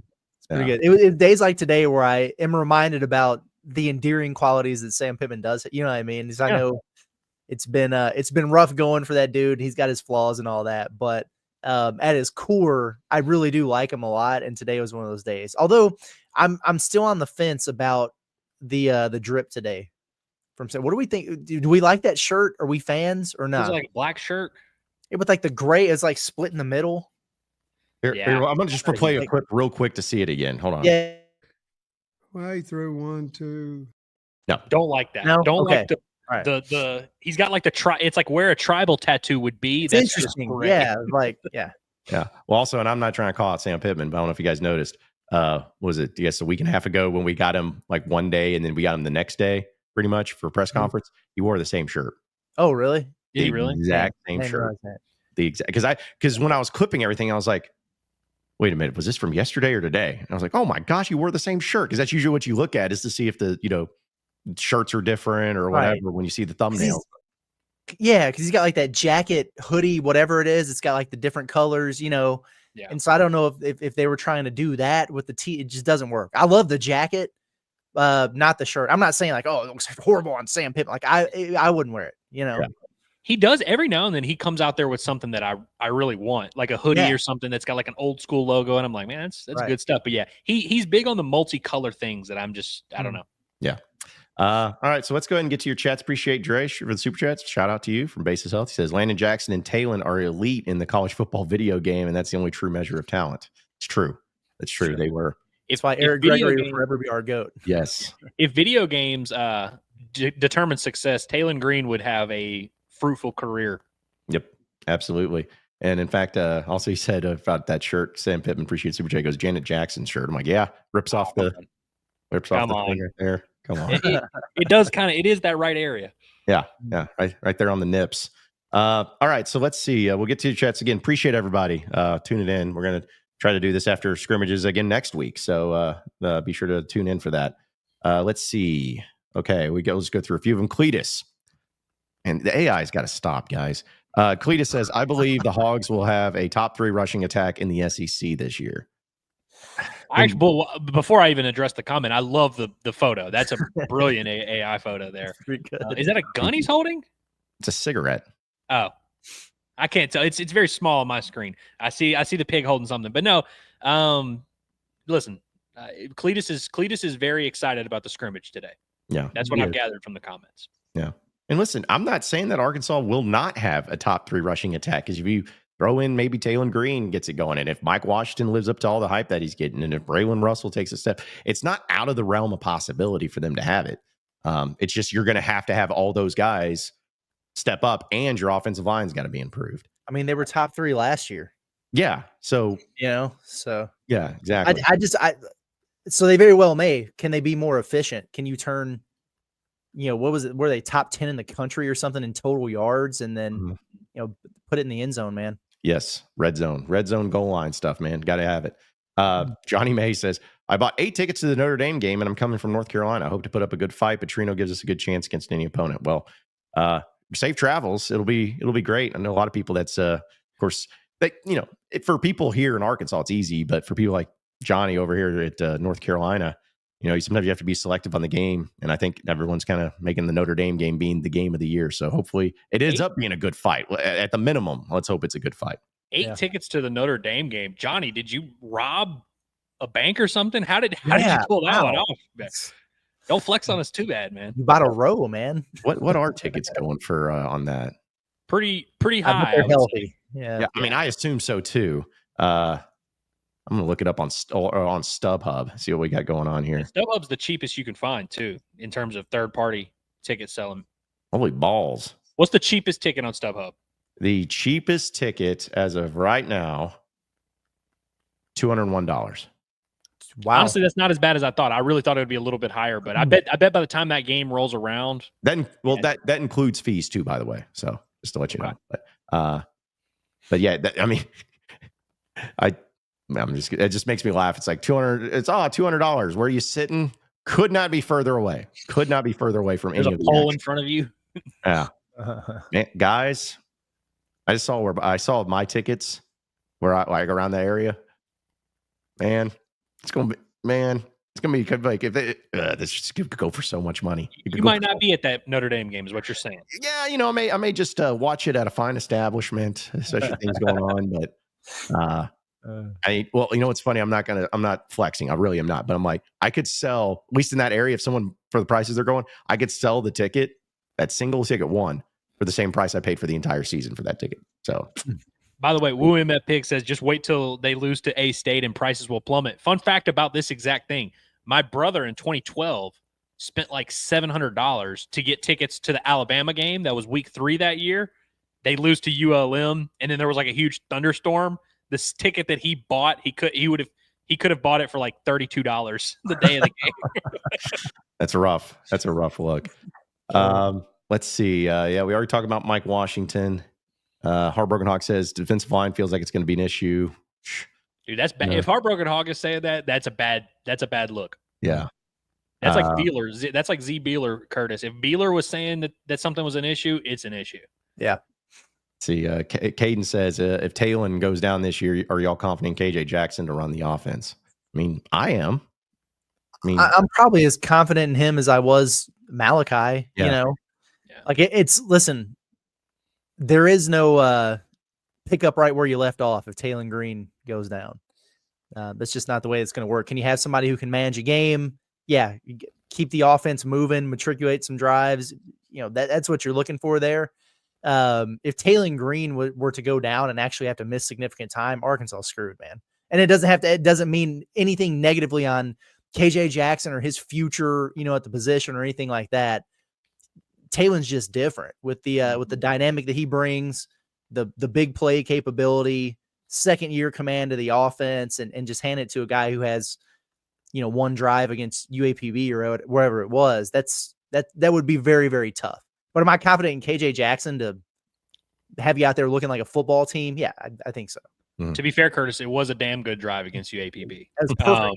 But no, you're 100% right. Like I am as confident in KJ Jackson as you can be in a guy who has only played 6 collegiate snaps, none of which came against an FBS team. Like, and it's the same situation for Malachi. Like this time last year, Malachi had not played one single snap of college football, but you saw he was able to come into a game and run the show, get the team set, run some plays, had some success in some of those games as well. I think KJ could do something very similar, but you're 100% right. You would be losing a lot of dynamism with Taylon Green, both with his legs and his arm. From an arm talent standpoint, the other quarterbacks on this roster do not have that. And the thing I like about KJ, though, is he has a lot of game manager type traits, and I think personality-wise, he's a very even-keel guy. But, like, the accuracy, he might be a more accurate passer than Taylon Green. Just if we were just doing accuracy, he might be more accurate. That's one thing that you can notice about him, even when he first got to campus. But from an offensive efficiency, and plus, he just hasn't practiced with the ones. And so I think it would be crazy for anyone to expect there wouldn't be any drop-off. I would be confident in him, but you're 100% right. Like if Taylon, this whole thing that we're trying to make happen this year is contingent upon Taylon Green being Superman, basically. Well, and yes, to your point, I'm not coming down on you, Caden, but what can you possibly have for any sort of like saying confident in a backup quarterback that you haven't seen play? It's what gives you confidence. You don't know until you see it. So what gives me confidence, though, is the Bobby Petrino angle, because I feel like he always has his quarterbacks ready. Kendall Briles, who I actually liked as an offense coordinator, that dude was awful at having backup quarterbacks ready. Like it was just awful. Yeah. But Bobby's got a pretty good deal. Maybe it'll be like the Auburn game of 2010. There's not a backup in the country that can make a throw like that. Yeah. I mean, we saw that with Malachi. That is always a point of pride with Bobby Petrino of like, I'm not going to throw in that second team guy if I think he can't, get the job done. And obviously you have to, but like historically, Bobby's track record does kind of speak for itself in terms of at least having the guy ready to take snaps, and so that's all you can really hope for. Yeah. And also too, Taylon's a starter for a reason. And, I don't think there's just a 1A, 1B. He's a starter for a reason. So if you lose him, you're going to have drop off. It's just as simple as that. Let's see.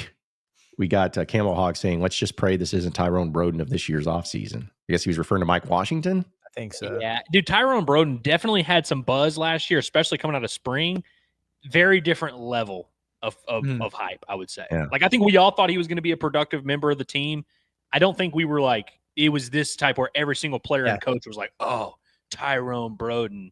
But it's certainly valid, though. He performed as the second best receiver that they had. Like, it was like, okay, yeah, this dude's probably going to start opposite of Andrew Armstrong. It wasn't, this is the best running back in the history of college football, which is kind of the vibes that I'm getting with Mr. Mike. So yeah, no, that's fair. Yeah. Also, it's like, I don't care. People can say whatever they want, but the Broden thing, I'm just over. Like, I don't understand people who just to me. You guys remember Simeon Blair? No, you do. He was really, really bad, but nobody like brings up Simeon Blair. Like, let the Broden stuff go. Good grief! Like your offense was still okay. It's not like he was like cost you. Like he was like this 5-star player that was supposed to be this next level guy, and he didn't perform, so your team sucked. It's like they also stopped playing him by the end of the year. You know what I mean? Yeah, I feel like they reacted accordingly. Whereas like, oh hey, this guy didn't pan out. Let's stop playing him. Yeah. Let's see. Cletus also coming in and says 5-0 is doable. Norte Dane doesn't scare me. Hogs got nothing to lose. Sure, whatever. Cletus. They actually have 5 games to lose in that stretch. Like that, there's plenty to lose. You just hope that they don't. But there's definitely nobody in college football coach has a job to lose. Like if particular 1 or 2 of those goes the wrong way, there's I know that Notre Dame's, trying to do the college football playoff thing again. They're probably going to be picked in the top 5 or where the heck ever. So maybe they have more to lose from that particular standpoint, but Arkansas's got a lot on the line. And when you think about the momentum and the trajectory of a season, how all that works, they got a lot to lose. Yes. So shout out to Rocket Raccoon, John. In Infinity War when Thor's like, well, what else could I lose? And then Rocket's like, I don't know. Me personally, I could lose a lot. I don't like a lot. Yeah, that was an emotional scene there. Listen, you made it funny. I don't like that. It always gets me in my feels. But yes, you're correct. Let's see. We also got the Peak says, may have already been said in previous live, but what is TG's furthest pass in the air as a Razorback? I mean, the I don't know. Satania one would probably the touchdown against Auburn. I don't know whether that like 60 yards in the air, something like that. Yeah. I'd say the one that was dropped by Tyrone Broden in Stillwater at Oklahoma State was probably the furthest one. But I bet that Satania one, we can pull that up. I mean, that was probably 60 yards in the air, right? Yeah, it was a hefty throw. It was a hefty throw. Let's see. Also, Kelku just says, y'all my media. I love y'all. Thank you, Kelku. Yeah, me too. Yeah, we love you, and we're glad that we are your media. Let's see. Also, James Scott just says, for the love of all things holy, I just want to win and be competitive. I'm already going to deal with the Belichick madness here in North Carolina. North Carolina is well represented today. Yeah. Well, here's the thing. At least you're going to be entertained by the Belichick stuff. It's never short of content. That's for sure. I kept thinking, man, like what it would be like covering Bill Belichick if he was like, just like the Razorback head coach. Would that be? I feel like it would be good for content and stuff. At the same time, he's so boring and he locks everything out and he has no like connections and everything. Would it be? I don't know. I think it'd have its pros and cons for sure. Yeah. If it wasn't for the Jordan Hudson stuff, exactly, it would be just probably the most boring thing of all time. Yep, that's exactly right. Can y'all help me with some math real quick? Sure. Okay. So Talon threw the touchdown to Isaiah Satania from the 34, his own 34, and it landed at about the 2. So that's 16 plus 48. What is that? From his own 34? 62? 66 minus 2? 64. 64? Yeah. Sure. Okay. Yeah. There we go. That answered whoever it was that's about the longest throw. 60-ish. 60-ish there. Let's see. Rico also says, you guys are unbiased as all pods should be. Every position as an SEC caliber ability player. They just have to care, just like TG said, play as a team. I'm glad the O-line are mainly new players. TG, exclamation point. Yeah, there we go. Yeah. There you go. We appreciate that. Yep. Need care. Need a bunch of Care Bears on that offensive line. Unbiased. I appreciate that. That's a compliment, and I appreciate that. I am biased. I do want Arkansas to win. Like I want them to be great. We're just honest. I think you know what I mean. Like there's a level of transparency. We really do try not to gaslight. Sometimes that ticks people off, and they think we're being negative, and we're calling to light some of the things that aren't going so well. But no, that was a nice compliment. I appreciate that. Is unbiased and objective, are they the same thing? Because I feel like objective is the more correct term. Because you're right. Like I have bias. Yeah. I want Arkansas to be good. But I can objectively say when they aren't good. You know what I mean? Yeah. Yeah. No, I think so. Because I've always said in my radio career when I've got called like fanboy or biased or everything, it's like, well, yeah, I am. One, but two, it's like my bias though is towards Arkansas, not towards a coach, not towards a player, not towards an AD, not towards any. It's like I want it's towards Arkansas. So when they're great, I'm gonna say they're great, and when they suck, I'm gonna say they suck. But maybe that's what it means. It's like bias because there's some people who be like, no, I just biased to the institution because of, and I'm always going to be positive because I like the guy because they give me a job and they pay me money. It's like no, I ain't gonna do all that. Also, Dre, we are taking the compllement. We're just trying to make the compliment as good as we can. We're trying to make we're complimented correctly. That's all. Yeah. We're trying to make sure the compliment to us we talk about a lot, so that way the compliment lasts a little bit longer and makes us feel good. You can live in the moment as long as you want. That's right. Woo MF Pig just says, what's more likely, John Gruden is next head coach next year, or Hogs make the playoffs? It's John Gruden, and I'm being dead serious, and I'm being like 1,000% serious. I don't think either are super likely, but I do think if we were doing a percentage, I think Gruden's percentage would be higher to be the head coach at Arkansas. Did you see the clip? I did not see the clip. Did he talk about the Arkansas job? I'll pull it for Monday's show, but he did say in a quote when he was talking to a particular class, I guess he says, quote, "I die to coach in the SEC. I would effing love it." He said that just like today. So just letting you know. Groomers, man. The groomers are going to get back out. Not that groomer, but the groomers. Yeah. Back before it was all that. Hey, might as well. Why not? Joffre says, hey, Curtis, basketball related, but with the possible lack of shooting on the team, do we still run floppy action? Crying, laughing emoji. They were the worst shooting teams in the country last year, and they ran floppy the whole year. Why would it change this year? Yeah, they're gonna run floppy. Yeah, they're gonna run it for sure. Curtis, I know you like this take from Hogwall Burner. This is I know this has been driving you nuts here lately that people can't they're predicting 8 or 9 football wins, but are like top 10's too much for basketball. Well, it goes back to what I was talking about a little earlier with the Mike Washington stuff. Like the narrative really flipped in a hurry as soon as camp rolled around, which is just what always happens of people going from, man, this ain't looking good. We're seeing Arkansas's picked at the bottom of the conference. What the hell? To everyone who evaluates and does these rankings are all idiots. Arkansas is going to win 8-9 football games with nothing changing. But then all of a sudden, it's like a star is emerging. It's like if you really felt that way, you need something to be able to latch onto and say, oh, hell yeah, the reason why Arkansas is going to do this is because Mike Washington is the man. And now people are pushing back against that. It's the weirdest thing in the world. So that's exactly right. You have legitimate reasons to have super high expectations, and you're like, nah, too good to be true. Too good to be true. I'm not buying it. So then you get conservative. But if you feel like you got slighted, then you get ticked off about it. You got this chip on your shoulder. Everybody hates us. They're wronged us. They're screwing us over. They're sleep, whatever. Okay. We say that there's no middle ground, but maybe that's just actually where everyone lives. As a guy who likes to go against the grain, I honestly have to respect it. We got a rebellious fan base. That's all there is to it. Yeah. I think we have a tortured fan base. A tortured. It's very much so. Just nothing is as good as what it seems. Hey, yo. Woo MF Pig. What are you talking about, buddy? Talking about PATP turns me on so much for basketball season. I'm gonna clip a bunch of these for testimonials. You know what I mean? We'll put one of those graphics together. Maybe I can talk John and do it for him. Maybe we'll get an intern to do it. Take the craziest compliments that we can find for Pod the Palace. Let's all put them on one post and we'll put it out there. Put that first part in big letters. Yeah, and then have it in small print. Gonna have to put a parental advisory sticker on it and start saying, listen, don't listen this while operating machinery or being out in public with loose fitting shorts. Yeah, listen, the show itself is safe for work. Your reactions don't have to be. The way it makes you feel doesn't have to be. It's okay. You check Pod at the Palace on YouTube, wherever podcasts are found, or on Pornhub. It's all going to be up there, uploaded and ready to go. Enjoy at your own leisure, man. Yeah, exactly right.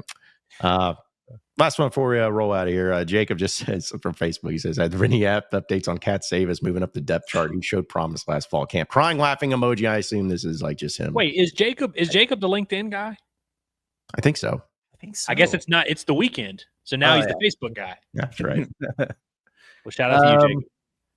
Yeah, I'm disappointed in this. And I feel like if we were, able to be out there more and everything, then the Cat Savis hype train would still be rolling. But yeah. Listen. That spring will live in infamy. Listen. We got 3 weeks till first game. A lot of things can change. 21 days. So, well, guys, it was fun, though. It was fun doing the live stream and fun doing a little practice recapping and everything. But final thoughts before we roll out of here for this Saturday? I echo everything you just said. There was a lot of fun. I'm pretty pumped that so many people were in here on a Saturday, interested and, interacting with us and everything. That was really good. We'll do it again next week. And I don't know, everybody enjoy the rest of your weekend. See you Monday. The hog is strong. The pads were popping. The Kool-Aid's flowing, and we're having a great time. Appreciate everybody for watching on this Saturday. That's the Inside Arkansas Football Show, episode 1, right? Yeah, episode 1 of the Inside Arkansas Football Show. So, because to be honest, real quick, I thought about it. I was like, how do I say it though? Is it Inside Arkansas Football or is it Inside Arkansas Football, as in Arkansas football? Because that's what we're talking about. Can't wait to get hit from the U of A, I'm sure, because they'll get pissed off. They'll be like, hey, you can't say Arkansas football. We're Arkansas football. I don't really care. But either way. For that reason, John, I think it has to be inside Arkansas football. Football. Not inside Arkansas football. Just a little bit of a inside Arkansas subtitle there. Talking football. Yep. Exactly right. Exactly right. So, but no, it's been great. So again, well, folks, tap in because for this particular Inside Arkansas Football show, if you remember Pod of That Nature, and you were subscribed to it still on the audio podcast, it's still going to remain the same thing. So you don't have to subscribe to a new one.